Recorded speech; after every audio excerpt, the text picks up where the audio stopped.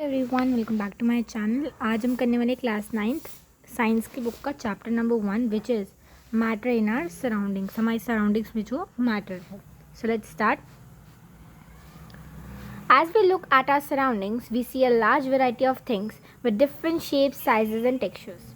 अब जैसे जैसे हम अपने सराउंडिंग्स में देखते हैं, हमें डिफरेंट टाइप्स के, डिफरेंट शेप्स के, डिफरेंट शेप्स के हो गए, डिफरेंट साइजेस के, टेक्सचर्स के, हमें डिफरेंट ऑब्जेक्ट्स देखने को मिलते हैं। Everything in this universe is made up of material which scientist have named matter. हर चीज़ जो इस यूनिवर्स में है वो एक मटेरियल से बनी हुई है जिसको साइंटिस्ट ने नाम दिया है मैटर।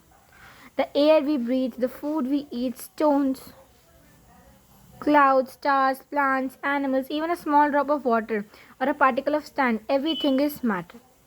तो हर एक चीज़ जो एयर हम ब्रीथ करते हैं, स्टोन हो गए, क्लाउड हो गए, स्टार्स, हर एक चीज़ जो है मैटर है। Everything is matter. We can also see as we look around that all the things mentioned above occupy space and have mass. हम ये सब देख सकते हैं कि जो जो हमने चीज़ एग्जाम्पल्स जो ऊपर मेंशन किए वो सब उन सब का कुछ ना कुछ मास भी है और वो कुछ ना कुछ उनकी वॉल्यूम भी है और वो स्पेस भी ऑक्यूपाई करती हैं, राइट। ऑक्यूपाई स्पेस का मतलब क्या हो गया, वॉल्यूम हो गया, राइट। सो हम दूसरे वर्ड्स में कह सकते हैं कि दोनों के पास क्या मास भी है और वॉल्यूम भी है इन एग्जाम्पल्स के पास, right. So since early times human beings have been trying to understand their surroundings, early Indian philosophers classified matter in the form of 5 basic elements. Early Indians जो थे philosophers थे, उन्होंने matter को 5 basic elements के रूप में classify किया था, जिनको हम कहते हैं पंच तत्व। क्या कहते हैं? पंच तत्व। एयर, अर्थ, फायर, स्काई, वाटर, यानी कि हवा, धरती, आग, आकाश और पानी, पंच तत्वों के रूप में उन्होंने इसे डिवाइड किया था। According to them everything living और non living was made up of these 5 basic elements. उनके हिसाब से सारी जो चीज़ें थी, लिविंग हो या नॉन लिविंग हो, वो इन 5 बेसिक एलिमेंट से बनी हुई थी। Ancient Greek philosophers had arrived at a similar classification of matter. Ancient Greek philosophers की भी कुछ इसी तरह की philosophy थी. Modern day scientists have evolved 2 types of classification of matter based on their physical properties and chemical nature.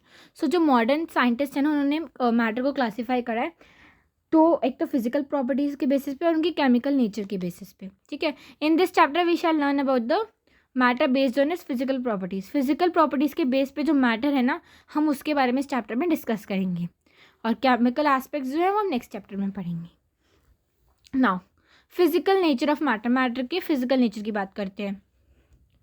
Matter is made up of particles. सबसे पहली बात, जो मैटर है वो पार्टिकल से बना होता है। किससे बना होता है? पार्टिकल्स से।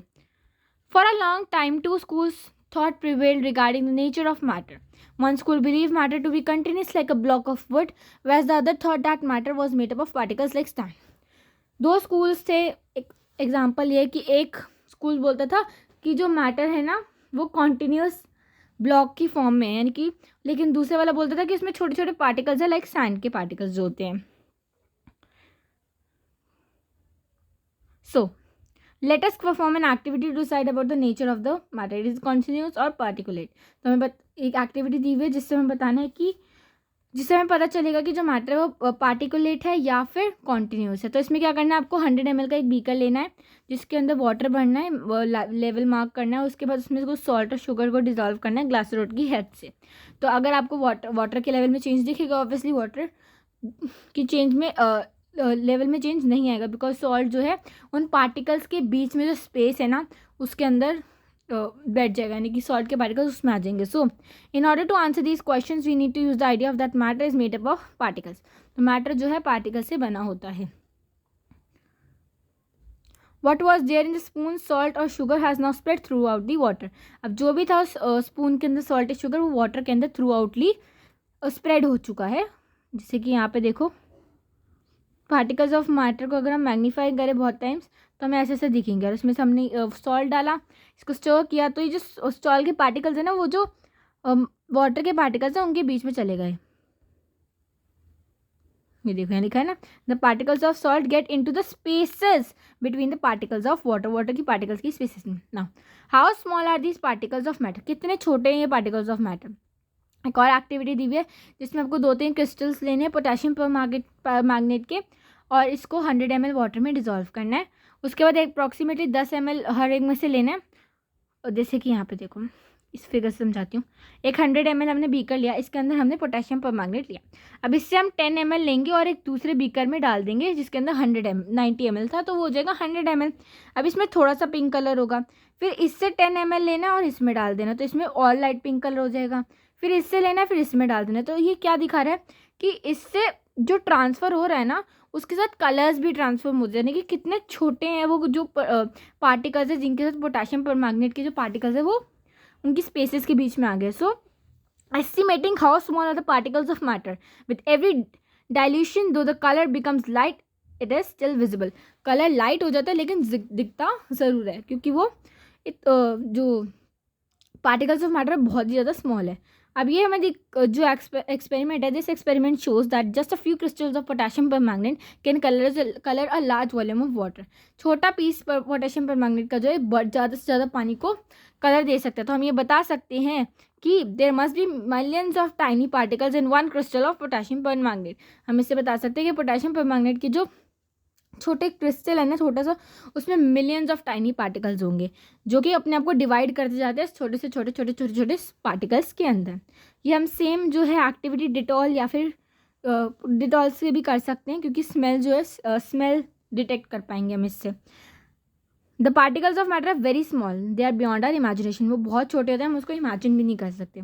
अब पार्टिकल्स ऑफ मैटर की कुछ करेक्टरिस्टिक्स होती हैं। सबसे पहले particles of matter are space between them. जो मैटर के पार्टिकल्स होते हैं उनके बीच में स्पेसेस होती हैं। एक्टिविटी जो आपको पहले दी उसमें देखा कि सॉल्ट, शुगर, डिटॉल और या जो फिर पोटेशियम परमैंगनेट है वो आराम से डिस्ट्रीब्यूटेड हो गए वाटर के अंदर। इसी तरह से जब हम चाय बनाते हैं, कॉफ़ी बनाते हैं, लेमनेड बनाते हैं, तो particles of one type of matter get into spaces between particles of the other. जो एक टाइप के पार्टिकल्स होते हैं वो दूसरे टाइप के पार्टिकल के स्पेसेस के अंदर बैठ जाते हैं। जैसे कि लेट्स सपोज आप नींबू पानी बना रहे हो तो आपने शुगर डाली, तो शुगर जो है वाटर के बीच में जो पार्टिकल स्पेस है ना वहाँ पे चली जाएगी, तो शुगर के पार्टिकल्स जो हैं वो वाटर के पार्टिकल्स के बीच में आ जाते हैं।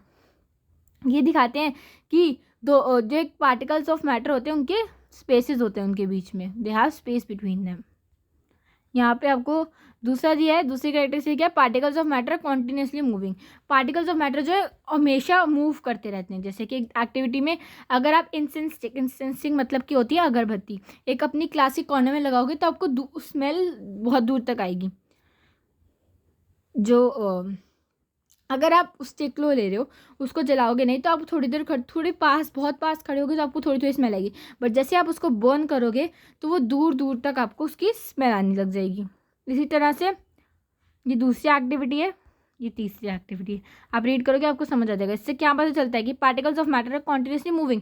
इससे पता चलता है कि पार्टिकल्स ऑफ मैटर क्या है, कॉन्टिन्यूस मूव कर रहे हैं। दैट इज, इसका मतलब ये है कि they possesses what we call kinetic energy. वो क्या पोजेस करते हैं, काइनेटिक एनर्जी। काइनेटिक एनर्जी क्या होता है, energy due to the motion of an object. किसी ऑब्जेक्ट के मोशन की वजह से जो एनर्जी आती है उसको हम काइनेटिक एनर्जी कहते हैं। जैसे जैसे टेम्परेचर बढ़ता है वैसे वैसे पार्टिकल्स ऑफ मैटर क्या है, जोर जोर से फास्ट मूव करते हैं। इसलिए हम ये कह सकते हैं कि जैसे जैसे टेम्परेचर बढ़ता है वैसे ही वैसे काइनेटिक एनर्जी जो है पार्टिकल्स की वो भी बढ़ती जाती है। In the above three activities, we observe that particles of matter intermix on their own with each other. हमने देखा कि जो particles of matter है वो खुद ही एक अपने आप ही intermix हो जाते हैं एक दूसरे के साथ। They do so by getting into the spaces between the particles. ये कैसे करते हैं, वो जो spaces होते हैं particles के बीच में उनके अंदर जाकर। This intermixing of particles of two different types of matter on their own is called diffusion. ये जो intermixing हो जाती है ना particles की, different types के particles की अपने own पर, इसको हम क्या कहते हैं, diffusion कहते हैं। diffusion कहते हैं। ये डिफ्यूजन हमने सेल में भी पढ़ा था, विच वॉज, आप मुझे कमेंट करके नीचे बताएंगे। इसके अंदर ये है कि इंटरमिक्सिंग ऑफ पार्टिकल्स जो है ना डिफरेंट टाइप्स के, उनको जो अपने आप पे इंटरमिक्स हो जाते हैं उसको हम कहते हैं diffusion. We also observe that on heating diffusion becomes fast. हम ये भी देखते हैं कि जैसे जैसे हम हीट करते हैं वैसे वैसे डिफ्यूजन भी फास्टर हो जाती है। वैसा क्यों होता है, particles of matter attract each other. जो पार्टिकल्स ऑफ मैटर जो है एक दूसरे को अट्रैक्ट करते हैं। यहाँ पे एक्टिविटीज़ है, आप इनको रीड कर लीजिएगा। ओके, ये सारी एक्टिविटी है। Okay, the above three activities suggest that particles of matter have force acting between them. ये जो तीनों एक्टिविटीज़ है ना हमको ये दिखाएंगी कि जो पार्टिकल्स ऑफ मैटर है ना उनके बीच में अट्रैक्शन की फोर्स होती है जो एक दूसरे को अट्रैक्ट करती है। ये फोर्स जो है सारे पार्टिकल्स को एक साथ रखती है, they keep the particles together. The strength of this force of attraction varies from one kind of matter to another. अब ये जो है ये वेरी करती है, सॉलिड है, लिक्विड है, गैस है कि क्या है, ये सब वेरी करती है। ना स्टेट्स ऑफ मैटर, मैटर की स्टेट्स भी होती हैं। Observe different types of matter around you. What are its different states? We can see that matter around us exists in 3 different states: solid, liquid and gas। आपको पता है कि matter जो है 3 स्टेट्स के अंदर एग्जिस्ट करता है, सॉलिड, लिक्विड और gas. The states of matter rise due to the variation in the characteristics of particles of matter. ये क्यों है? ये इसलिए है क्योंकि वेरिएशन है characteristic of particles of matter की। पार्टिकल्स ऑफ मैटर के अंदर कैरेक्टरिस्टिक की जो वेरिएशन है उसकी वजह से हमारे पास 3 स्टेट्स हैं मैटर की। अब इनकी प्रॉपर्टीज़ के बारे में पढ़ते हैं। तो सॉलिड स्टेट, ये एक्टिविटी दी हुई है। Okay, all the above are examples of solid. We can also observe that all these have a definite shape, distinct boundaries and fixed volumes, and that is they have negligible compressibility. Solids जो होते हैं ना उनके पास definite shape होती है, distinct boundaries होती है, यानी कि एक मतलब फिक्स्ड बाउंड्रीज होती हैं, फिक्स्ड वॉल्यूम्स होती हैं। उनकी वॉल्यूम चेंज नहीं हो सकती, उनकी शेप चेंज नहीं हो सकती और उनकी वो ना कंप्रेस नहीं हो सकती हैं। उनकी नेग्लिजिबल कंप्रेसिबिलिटी होती है कि आप उनको कंप्रेस नहीं कर सकते हो। Solid have tendency to maintain their shape when subjected to outside force. ये जो सॉलिड्स है ना, अगर इनके ऊपर कोई आउटसाइड से फोर्स भी लग रही होती है ना तो ये अपनी शेप को बरकरार रखते हैं, उसको चेंज नहीं होने देते हैं। सॉलिड्स में break under the force but is difficult to change the shape so they are rigid. Force की वजह से सॉलिड टूट सकते हैं बट ये शेप चेंज नहीं करेंगे क्योंकि ये रिजिड होते हैं। कंसिडर द फॉलोइंग, इनको अगर हम कंसिडर करें कि अब देखो what about a rubber band. अब जब हम रबर बैंड को स्ट्रेच करते हैं तो उसकी शेप तो चेंज होती है, क्या वो सॉलिड नहीं है? सो एक रबर बैंड जो है ना वो चेंज क्यों करता है शेप? क्योंकि हम उस पर फोर्स लगाते हैं, we apply force to it, but जैसे हम फोर्स छोड़ देते हैं वो अपनी वापस शेप में आ जाते हैं, so it is a solid.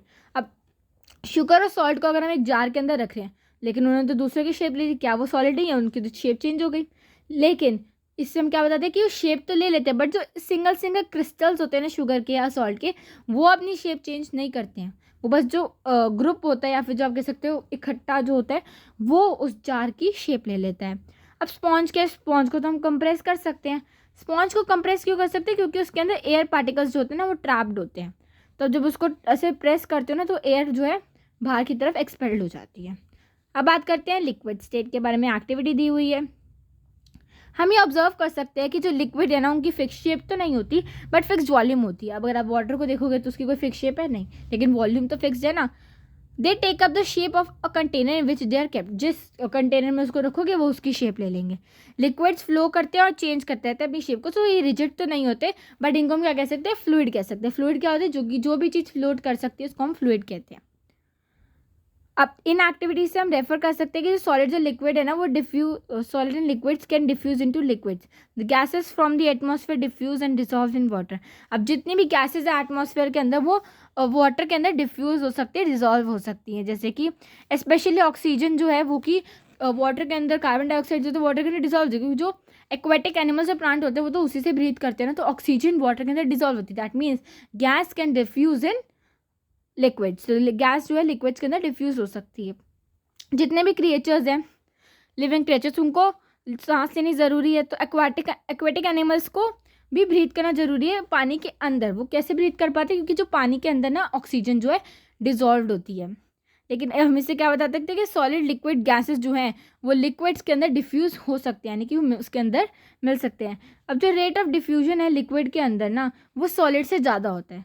वो ऐसा क्यों होता है? क्योंकि this is due to the fact that in liquid state particles move freely and have greater space.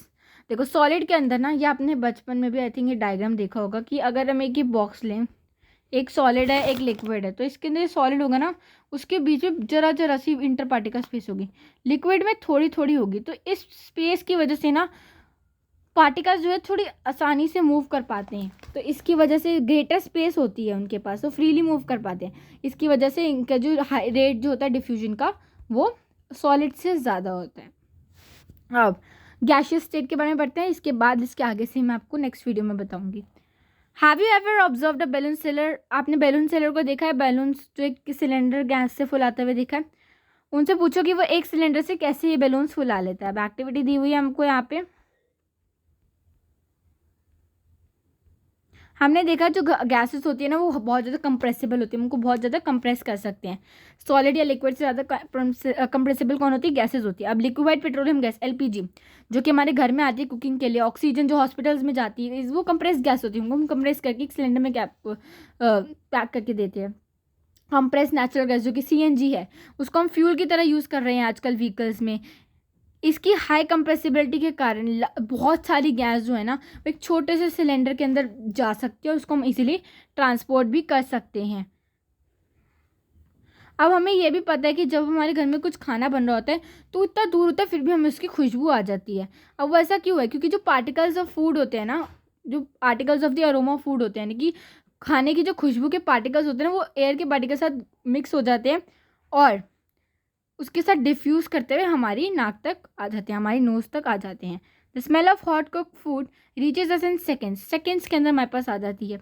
अगर हम इसको कंपेयर करें rate of diffusion solid and liquids के साथ, तो यानी कि हम ये बोल सकते हैं कि गैसेस के अंदर जो है सॉलिड और लिक्विड से ज़्यादा रेट ऑफ डिफ्यूजन होता है। Due to high speed of particle and large speed, तो इसके अंदर गैसेस के अंदर लिक्विड से ज़्यादा स्पेसिस होती हैं, तो उनके पास ज़्यादा डिफ्यूजन पावर होती है, तो ज़्यादा अच्छे से ज़्यादा जल्दी डिफ्यूज़ कर पाते हैं। गैसियस स्टेट के अंदर जो है ना पार्टिकल्स जो है रैंडमली ऐसे हाई स्पीड पे ऐसे घूमते रहते हैं, क्योंकि स्पेस ज़्यादा है तो वो दे आर कॉन्स्टेंटली मूविंग, तो वो बहुत हाई स्पीड पे ऐसे कॉन्स्टेंटली मूव कर रहे होते हैं। इस रैंडम मूवमेंट के कारण क्या करते हैं, पार्टिकल्स जो है ना कंटेनर की वॉल को बार बार हिट कर देते हैं। अब जैसे कि लेट्स सपोज कंटेनर, अब ये जो पार्टिकल्स हैं जैसे हिले जा रहे थे, एक पार्टिकल जाके वॉल ऑफ कंटेनर पे हिट करता है। इसकी वजह से क्या होता है, एक गैस पार्टिकल्स की वजह से एक प्रेशर एक्सर्ट हो जाता है किस पे? कंटेनर की वॉल पे, यानी कि particles of gas exerts a pressure on the wall of the container. Can matter changes states, इससे हम नेक्स्ट वीडियो में करेंगे। अच्छा लगा वीडियो तो लाइक कीजिएगा, सब्सक्राइब कीजिएगा चैनल को। Thank you.